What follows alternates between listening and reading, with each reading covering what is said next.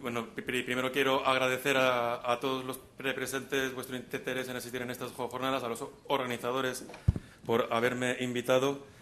Quiero dejar claro que estoy aquí no como representante del Instituto Geológico, que ese es el director del instituto. Yo vengo a hablar de lo que hemos estado haciendo en los últimos años desde diferentes foros. En mi caso, pues estoy en el Instituto Geológico, pero esto es el resultado del trabajo de mucha gente y de muchos años. Ahora mismo yo estoy como presidente de la Comisión de Patrimonio Geológico y una de las decisiones que hicimos hace años es que el que está de presidente pues es el que representa a en esta organización que es la Asociación Europea para la Conservación del Patrimonio Geológico, pues es el que representa a España. Entonces me toca hacer eso y vais a ver pues que gracias a la labor que llevamos haciendo, como digo, no solamente yo, sino un montón de gente de temas, pues hemos conseguido bastantes cosas a nivel estatal. Entonces, el esquema de la charla que voy a dar es este. Voy a presentar, que eso os sorprenderá enseguida, un resumen de la estrategia estatal y luego creo que es muy importante dejar claros los conceptos, que todos estemos hablando de lo mismo. Durante estos años nos hemos estado dando cuenta que mucha gente que se incorpora desde diferentes bagajes de diferentes entornos, pues desde la administración o desde la universidad o desde, pues a lo mejor no todos son geólogos, hay geógrafos, hay ingenieros de diferentes tipos, cada uno llega con unas ideas y como es un tema muy nuevo, hay ciertos conceptos que no están muy claros, que mucha gente llega sin conocer exactamente a qué nos estamos refiriendo cuando hablamos de unas cosas u otras. Entonces, lo primero es dejar claros esos conceptos, veremos hasta dónde hemos llegado, qué avances ha habido y qué retos nos quedan para el futuro. Entonces, lo primero que voy a hacer es ese resumen. Esto no es lo que yo quería hacer. Resumen de la estrategia estatal para la geoconservación, que es, el resumen es este. España no tiene una estrategia estatal para la geoconservación. Entonces, eso es lo que quiero que quede bien claro desde el principio. No existe en este momento una estrategia estatal para la geoconservación. Entonces decimos, bueno, pues ya he acabado, hasta luego, ¿no? Nos vemos en otra y charlaremos de ello. Pero no, gracias a Dios, la realidad es que a pesar de que no hay una estrategia estatal, hemos hecho muchísimas cosas y de hecho yo creo que a nivel mundial, desde España, yo creo que es de los que más ha avanzado, más lejos hemos llegado en estos temas.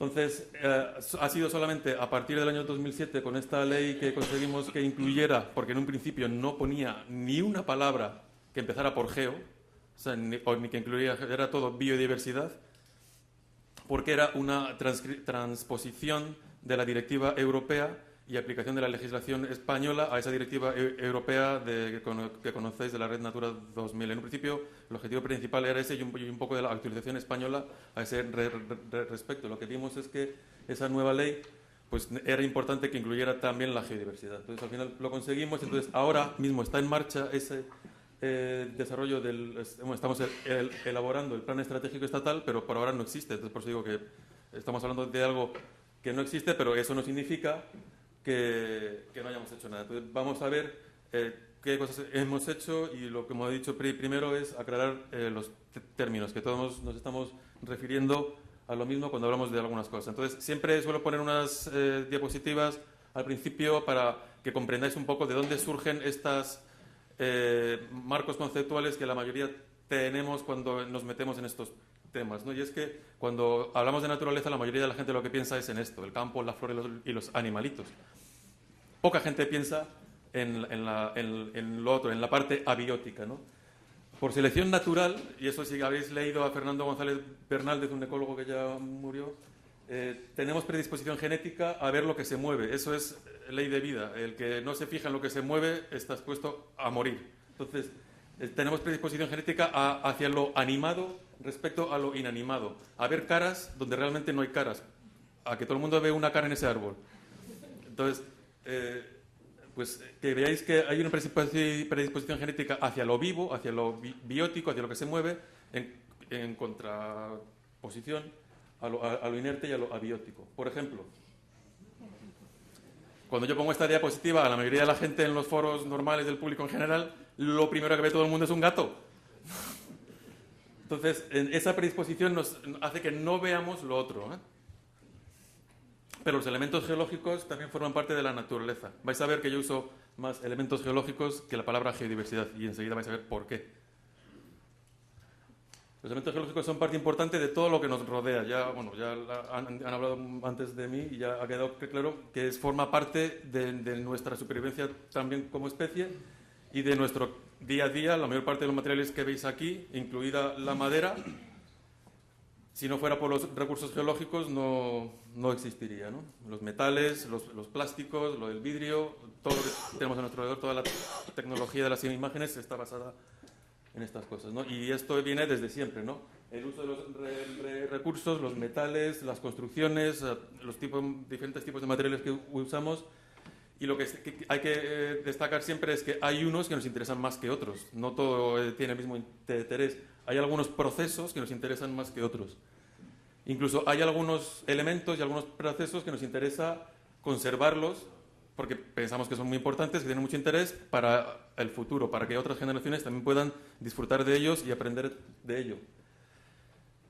Por un lado está eso. Por otro lado, esto es de una presentación que sacó hace poco Murray Gray, que es uno que los que ya estáis metidos en el tema conoceréis, que es de los que escribió hace unos años un libro sobre la geodiversidad. En las últimas décadas, prácticamente 10 o 15 años, han aparecido términos que son un poco novedosos porque igual que en los años 70, 60 nadie hablaba de biodiversidad y ahora todos lo manejamos como que esto es lo más corriente del mundo, hace 15, 20 años nadie hablaba ni de geodiversidad, ni de geoconservación, ni de patrimonio geológico, ni de geoturismo, ni de geoparques. Entonces hoy hay esos 5 geos y por eso mucha gente pues no tiene muy claro de lo que significa porque son palabras nuevas y conceptos nuevos y es a lo que vamos a ir a describir. Esto lo vais a tener luego en el DVD, o sea que tampoco voy a explayarme en explicar todas y cada una de las cosas, pero lo importante es la idea y luego lo podréis ahí ya consultar en la presentación. En paralelo, tenemos dentro de los elementos naturales, hemos dicho unos bióticos y otros abióticos, igual que tenemos del patrimonio natural una parte biótica, el patrimonio biológico, y la parte abiótica, el patrimonio geológico. Hay elementos geológicos y elementos biológicos. Y también hay una diversidad biológica y una diversidad geológica. Y la diversidad, ¿a qué se refiere? No solamente a cuántos elementos diferentes, sino lo frecuentes que es, cuántas veces está cada una de las clases, cómo están distribuidos. No es lo mismo que tengan la misma variedad y la misma frecuencia, pero si están distribuidos de diferente forma, el significado es otro. Eso en los ecosistemas funciona así y también funciona también con los elementos geológicos. Podemos tener la misma geodiversidad en cuanto a estos aspectos, pero si están distribuidos de otra forma, la evolución habrá sido diferente y eso nos da otra información a añadir. Entonces, es importante considerar en la diversidad, tanto biológica como geológica, variedad de elementos, la frecuencia de las clases y la distribución de esos elementos, ¿no? Entonces, considerando el tema de la geodiversidad y la biodiversidad, ambos hay que tener muy clarito que son parámetros. Entonces, es como si hablas de la temperatura. La temperatura es un parámetro que mide algo. La geodiversidad y la biodiversidad son parámetros que miden algo. Puede haber alta geodiversidad, baja geodiversidad. Incluso los académicos y científicos pues tienen sus parámetros. Aquí hay una geodiversidad de 2,3 y esta tiene 4,8. Entonces, la que tiene 4,8 la seleccionamos para hacer una área protegida. La que tiene 2,3 pues no nos interesa tanto porque no podemos declarar todo protegido, porque entonces no podemos movernos ni salir de casa, ¿no? Entonces, hay estos criterios de cuantificación que permite un parámetro indicador nos ayudan a la gestión. Y eso es una idea que hay que tener muy clara, que es un parámetro indicador que nos ayuda en la gestión de esos elementos, porque vamos a ver que hay algunos que son importantes y otros que no. Y otra cosa importante es que siempre, tanto biodiversidad como geodiversidad, se refieren a una zona. No es lo mismo la geodiversidad de un sitio que la geodiversidad de otro, ni la geodiversidad de todo el País Vasco, que la geodiversidad de Álava, que la geodiversidad del ayuntamiento tal, que la geodiversidad de mi parcela en mi casa, que también tiene su geodiversidad en su patio. O sea, ahí hay elementos geológicos y que pueden ser muy diversos o no. Entonces, la geodiversidad varía en función del tamaño de la zona y es un parámetro que está condicionado también en el tiempo porque nos muestra una evolución. En un momento determinado que es ahora, hay una geodiversidad. Antes pudo haber sido otra y dentro de 20 años puede ser otra, sobre todo si se hace una cantera o si se hace un corte de la carretera o si se destruye el único afloramiento que había de lo que sea, ¿no? Entonces, la geodiversidad puede variar en el tiempo. Nosotros enfocamos nuestra gestión a algunos elementos de ellos. Entonces, ¿qué elementos definen esa geodiversidad? Pues todo lo que ya conocemos, ¿no? Roca, minerales, fósiles, suelos, recursos hídricos, formas de relieve, unidades geológicas, paisajes, procesos también que dan lugar a cada uno de ellos. Y ellos son todos productos y registro de la evolución de la Tierra. Eso, que es lo que siempre se suele meter dentro del concepto de geodiversidad, lo importante es que sepamos que es esa variedad, frecuencia y distribución que se pueden medir y que es un parámetro. Aquí os pongo simplemente un ejemplo. Esto es en un lugar en la provincia de Guadalajara. No es la ciudad encantada de Cuenca, es un sitio parecido. Entonces, a diferentes escalas, solamente mirando, por ejemplo, aquí ya vemos unas formas, pero aparte de la morfología, que es lo más evidente, cuando uno, por ejemplo, mira simplemente la valla de una construcción, vemos que hay muchos elementos diferentes y dentro de cada uno de estos hay láminas que nos están indicando, por ejemplo, la geoquímica de cada una de esas nos va a indicar, por ejemplo, las temperaturas que hubo dentro de una cueva. O sea, que hay una información escondida y eso también es parte de la geodiversidad. Hay diferentes escalas, como dice aquí, macro, micro. O sea, no solamente decir esta zona tiene 4 unidades geológicas, no.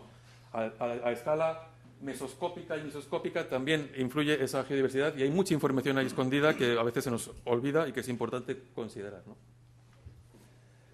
Esta es otra contribución muy útil de Murray Cray, lo podéis encontrar en internet, pero en inglés. Yo os lo voy a dar ya traducido al español, a los que era lo siento, pero no.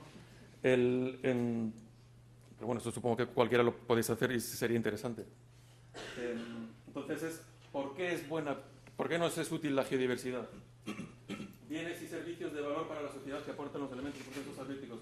Regulación del funcionamiento del planeta, o sea, todo lo que tenemos dentro de los procesos atmosféricos, procesos terrestres, el ciclo de la roca, del carbono, control de inundaciones, condicionante para otros servicios edáficos, los procesos ecosistémicos tienen como sustrato esa geodiversidad, todas nuestras actividades, bueno, aquí ponen también el enterramiento de diferentes materiales utilizando para cubrirlos, usos culturales, el turismo, bueno, hay fuente de recursos, sobre todo, esto es lo que todo el mundo tiene muy claro, y fuente de conocimiento, ¿no?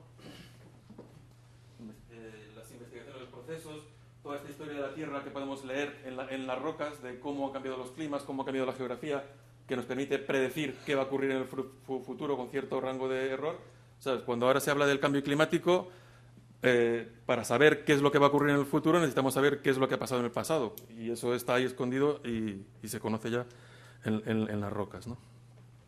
Entonces, todos esos valores que tiene la geodiversidad, hay también amenazas potenciales que ya conocéis, consecuencias que puede haber de su destrucción, fragmentación, interrupción de procesos.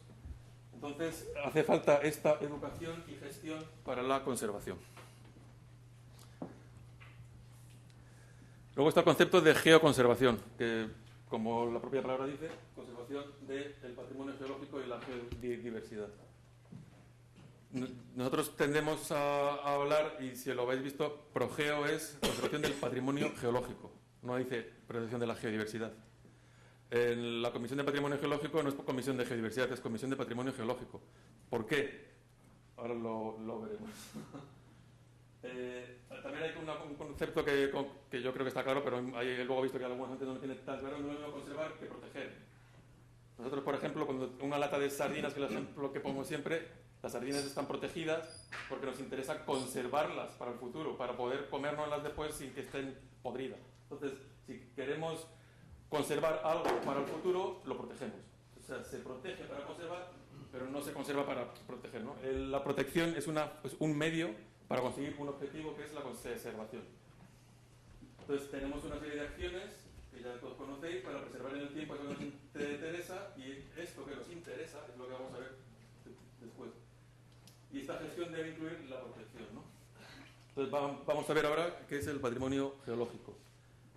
El concepto general de patrimonio natural, la mayoría lo tenemos, pero luego a la hora de plasmarlo en palabras nos cuesta destilar lo esencial, ¿no? Entonces, hay una definición, por ejemplo, en la declaración de la Convención de la UNESCO que hubo en París en el año 72, que es cuando se define el tema de patrimonio mundial, patrimonio de la humanidad, que se conoce, que definía lo que es el patrimonio natural y lo que es el patrimonio cultural. Entonces, si fijáis en esta definición que dice aquí, dice un montón de cosas, formaciones físicas, geológicas, animales, vegetales, que tengan valor. Otra definición que hay en la ley esta última de patrimonio natural a nivel estatal.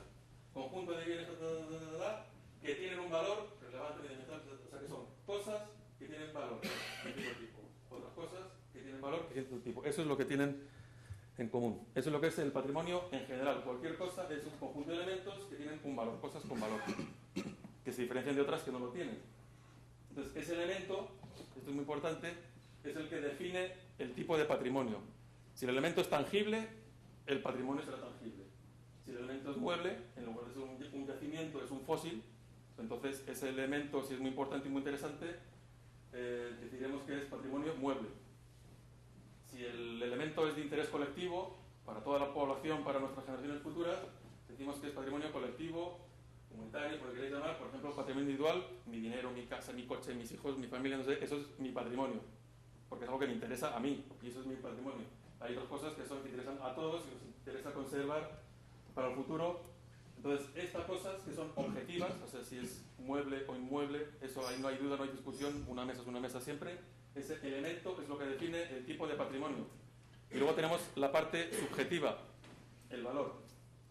¿Por qué? El valor cambia con el tiempo. Unas cosas a veces, eso lo sabéis todos, con la bolsa que pega subidones y bajadones, eso es algo subjetivo que está condicionado por factores, por muchos factores que están interactuando y hace que el valor suba o baja. El interés puede cambiar, los intereses en los bancos y los intereses de las cosas también. Ahora mismo hay zonas que le damos mucha importancia, espacios naturales o cosas, y que a lo mejor hace 5 siglos o 20 siglos no se les daba ninguna importancia, y viceversa. La sal, el salario, por ejemplo, el sal que era con lo que se pagaba a los trabajadores, ahora pues la sal prácticamente no vale nada. Tú vas y compras un kilo de sal ahora por nada, por 20 céntimos. Y antiguamente la sal era muy cotizada y generó mucho comercio. Entonces, eso es simplemente un ejemplo para que veáis eso. El valor, el interés cambia. Lo que no cambia es el tipo de elemento. Y el tipo de elemento es lo que define el tipo de patrimonio. Entonces, patrimonio son elementos con valor. Y eso lo podemos poner en una formulita, que es la única fórmula que voy a poner, no os asustéis, que yo de matemáticas tampoco doy mucho.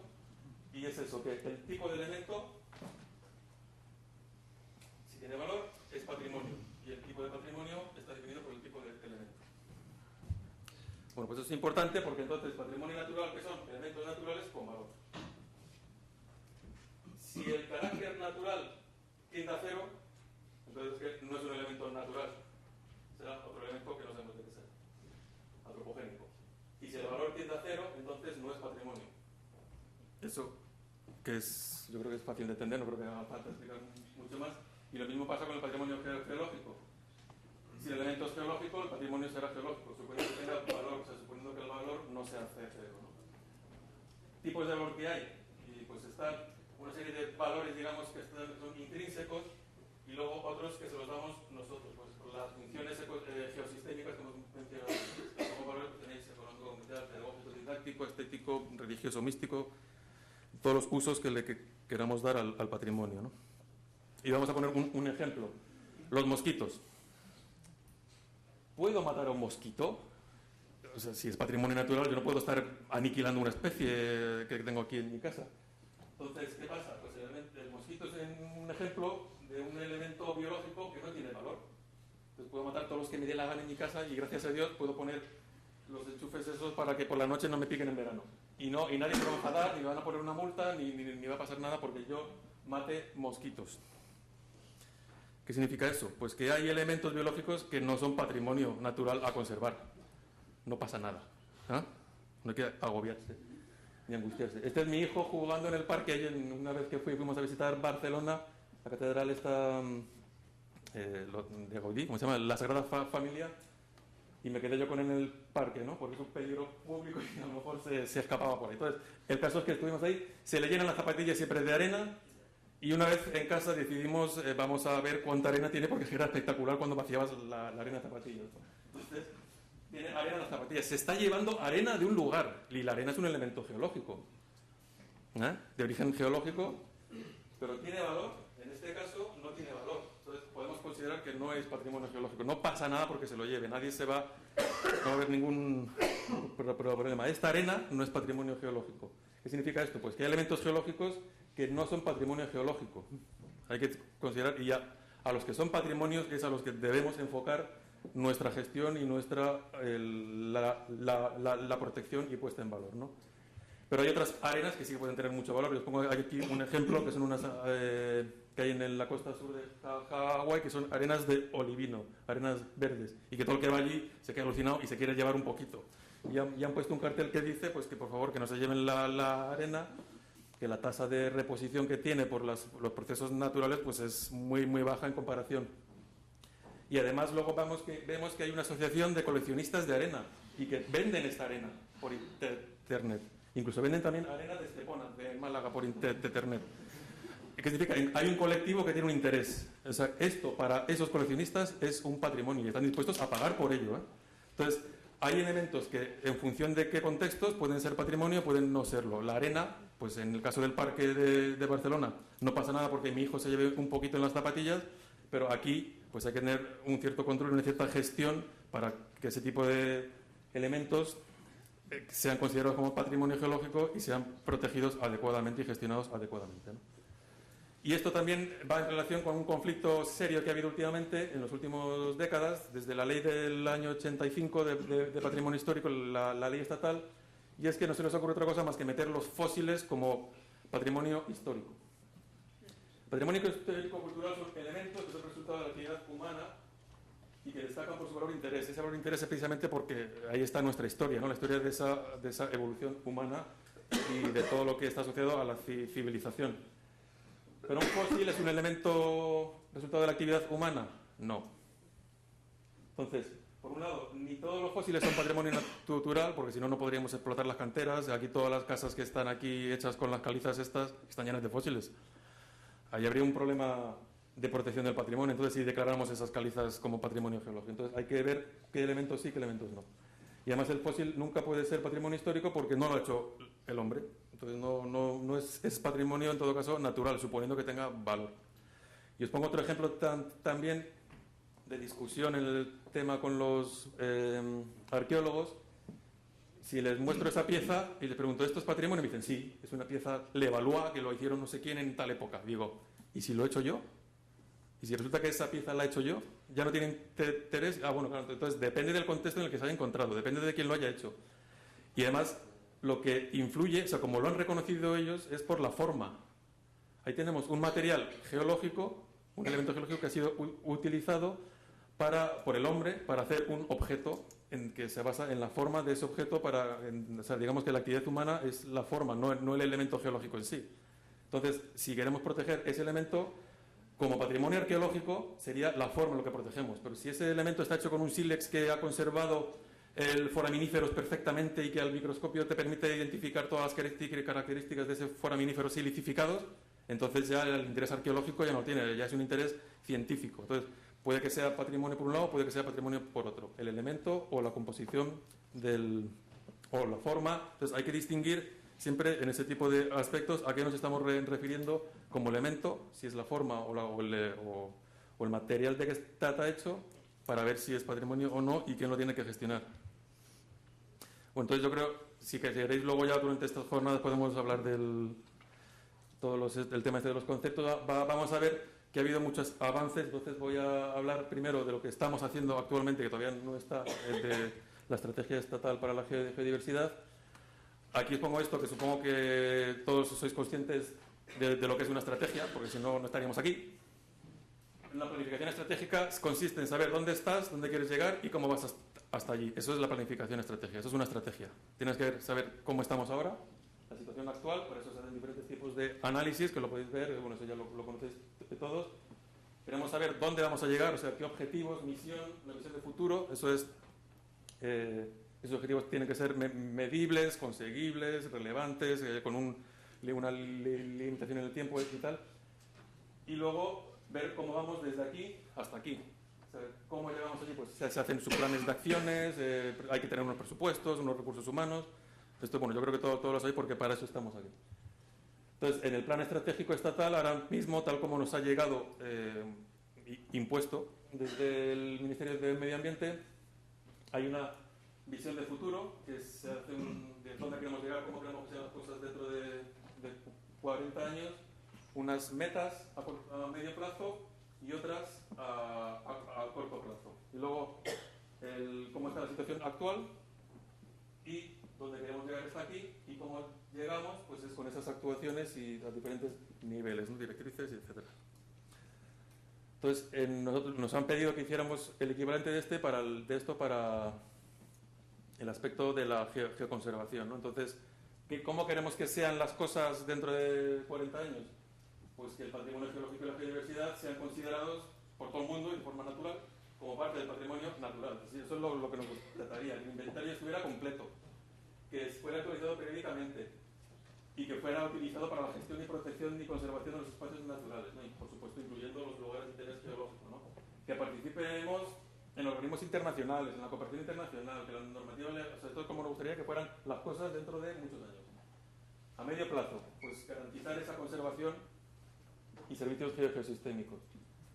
A corto plazo, pues otras cosas. ¿Cómo está la situación actual? Pues vemos que hay una pasividad tradicional respecto a estos temas, ¿no? Que faltan geólogos en muchas administraciones y por eso pues, no le dan la importancia que tienen estas cosas. Que hay necesidades bastantes, que hay que hacer cambios, que hay, bueno, todas estas cosas que ya conoces, ¿no? Entonces, estamos elaborándolo y participando en esto ahora mismo. Pero eso no significa que no hayamos hecho muchos avances, y es lo que quiero mostrar ahora. Entonces, en legislación para la geoconservación ha habido realmente, como decía, mucho. Por un lado, esta que he mencionado antes, la Convención de París del año 72, como habéis visto, si os habéis fijado antes, habla de los elementos fisiográficos y geológicos y tal. Y de hecho, por ejemplo, hace poco hemos tenido, y hay algunos lugares de patrimonio mundial, patrimonio de la humanidad, que son, por sus características geológicas, indudablemente. O sea, el Parque del Teide es patrimonio de la humanidad ahora por lo que representa como evidencia de la evolución geológica del país y de un tipo de volcanes que son muy característicos y raros, y que, bueno, pues da mucho de sí todo lo que hay allí en cuanto a la interpretación y al significado de la evolución de los volcanes en el mundo, ¿no? Por otro lado, voy a hablar también de las recomendaciones del Consejo de Europa y de esto que ha sido muy reciente. Y como veis, estas últimas son 2004, 2008 y las leyes son de 2007. O sea que, como digo, en los últimos años hay un despegue bestial de estos temas y estamos en ello a tope. Esta recomendación del Consejo de Europa fue aprobada en Madrid, encima, o sea que es como para decir, pues no nos hemos enterado, pues ha sido en España. Entonces, establece una serie de recomendaciones para todos los países de la Unión Europea.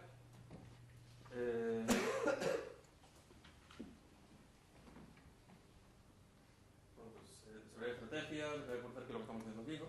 Lo que estáis haciendo.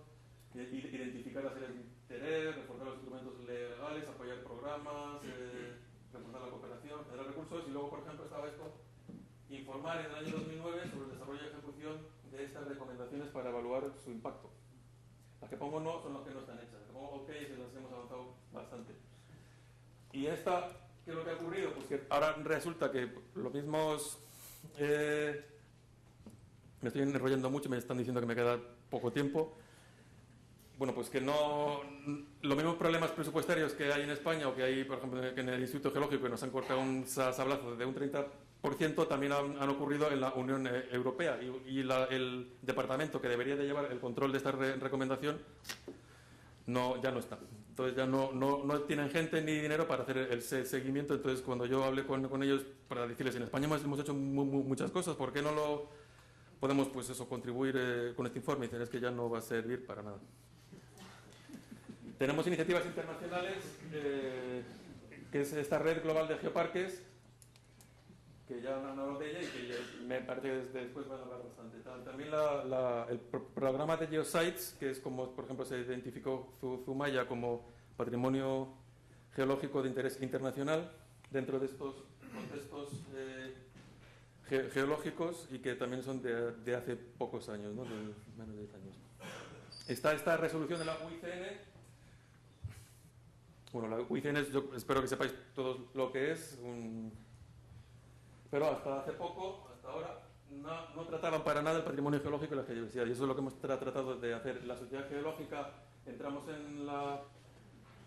en la UICN hace poco, en 2008, y entonces presentamos ahí con Nadia Herrero, estuvimos en el Congreso de Barcelona de la UICN presentando esta moción. En la asamblea, digo, en el Congreso Mundial de Conservación, pues hay un foro y una asamblea, y aquí es donde se decide, se presentan mociones y se adoptan, pues se convierten en resoluciones, ¿no?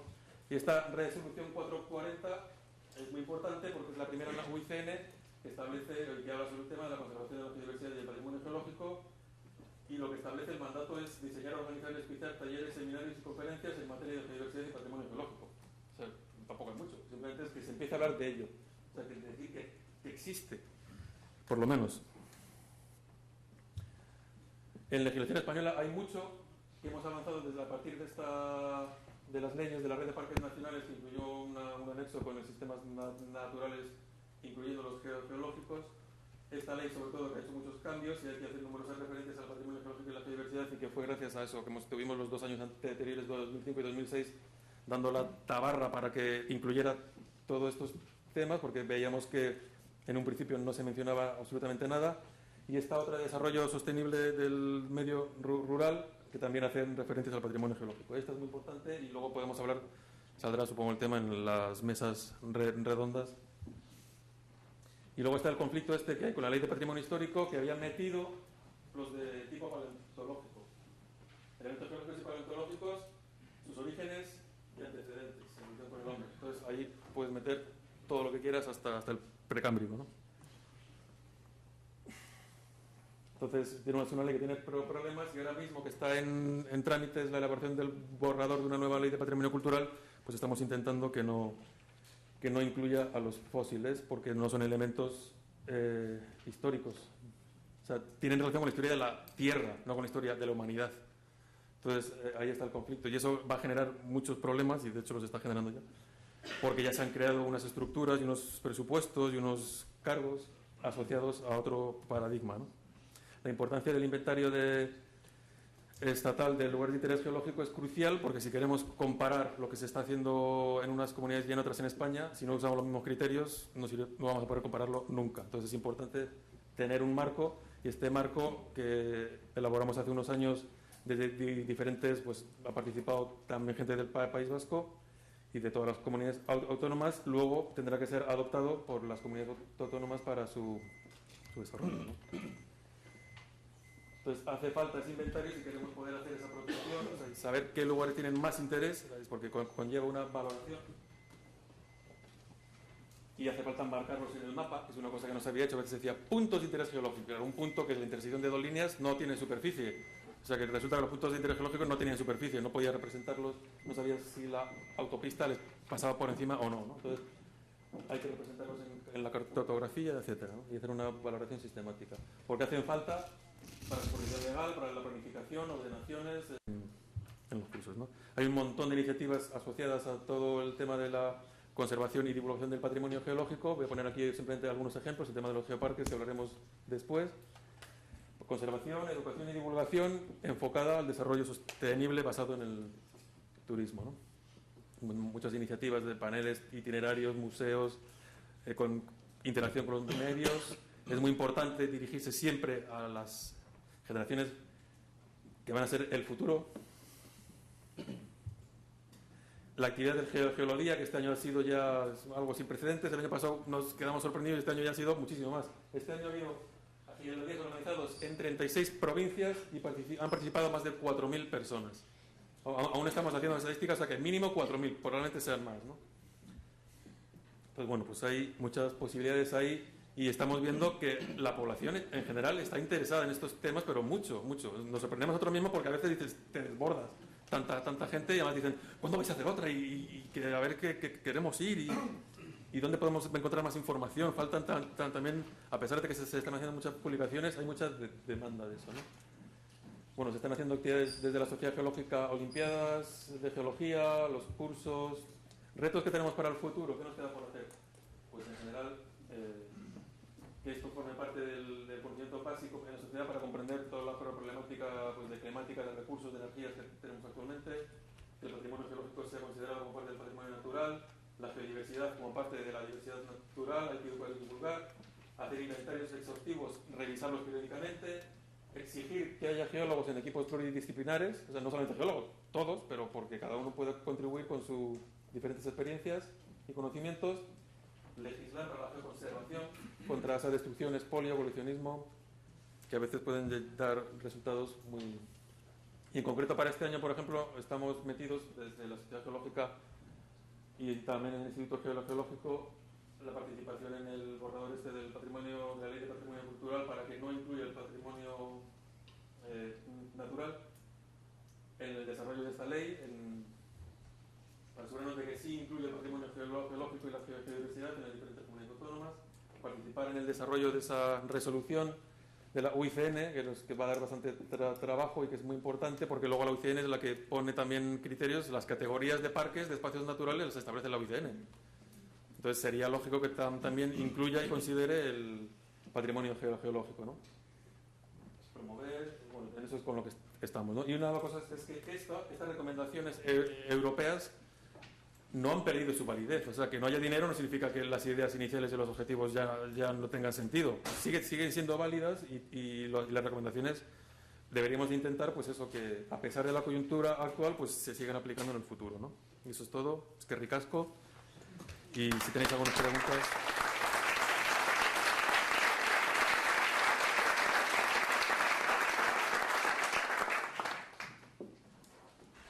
No sé si hay tiempo para preguntas o no, o luego, 5 minutos. Pues si alguien tiene algo urgente que le haga moverse del asiento. Si no, va a haber un montón de oportunidades ahora luego en las mesas redondas a la tarde, ¿no? Y mañana, o sea que... Sí. ¿El aire y la atmósfera lo consideráis? ¿El aire y la atmósfera. El aire y la atmósfera. Hombre, son elementos... Has hablado de agua, de muchos sí. elementos. Hombre, tú no puedes proteger el aire, no puedes tener, pero sí puedes tener medidas de calidad ambiental. Esas está claro que ya están consideradas en muchas legislaciones a nivel europeo, español y seguro que también en el País Vasco. El aire, todos somos conscientes de que es resultado de la evolución geológica. O sea, ya sabéis que el oxígeno que en el aire lo ha generado pues, una evolución y está, o sea, que está relacionado con los ciclos geológicos, el ciclo de las rocas, y, o sea, que tiene esa evolución, va a continuar en el futuro y nosotros estamos interactuando con ello, o sea que es parte lo consideramos como es un elemento inerte en principio, entonces sería parte de los elementos geológicos a considerar en la geodiversidad. Pasa que claro, tú no estableces dentro del estudio de la geodiversidad el aire, pero bueno, pero a nivel global sí que es algo a considerar, y a nivel de los inventarios de patrimonio geológico no. O sea, sería un poco surrealista, pero vamos, que es algo importante, somos todos conscientes de ello en cuanto a la calidad del aire porque ya lo ves en toda la legislación, ¿no? Ambiental, las medidas que se toman de controles en zonas urbanas, zonas industriales y todo eso, ¿no? El seguimiento que se hace a diferentes niveles administrativos y tal. No sé si te he respondido. Entonces, ¿cómo encajamos las reservas de sonido natural, por ejemplo? ¿Las? Reservas de sonido natural. ¿Reservas? El aire y el ruido. Los ruidos de cascadas. Pues me pillas un poco en pañales el tema ese. Lo hablamos luego. Es algo que no nos habíamos planteado, pero de todas formas ahí entras ya en algo que ya está relacionado con un interés humano. Pero todo es interés humano. Ya, no, bueno, por supuesto. Eso pero quiero decir, cuando hablaba de los valores de los elementos, el aire es un elemento y tendrá su valor. Ahora mismo de repente surge este valor que si es por ley, pues habrá que ver con qué criterios y hasta qué punto y cómo lo medimos y qué parámetros indicadores utilizamos. Pero no se me había ocurrido incluirlo como eso, pero bueno, oye, luego me informas, porque vamos, es la primera vez que tengo conocimiento de esto.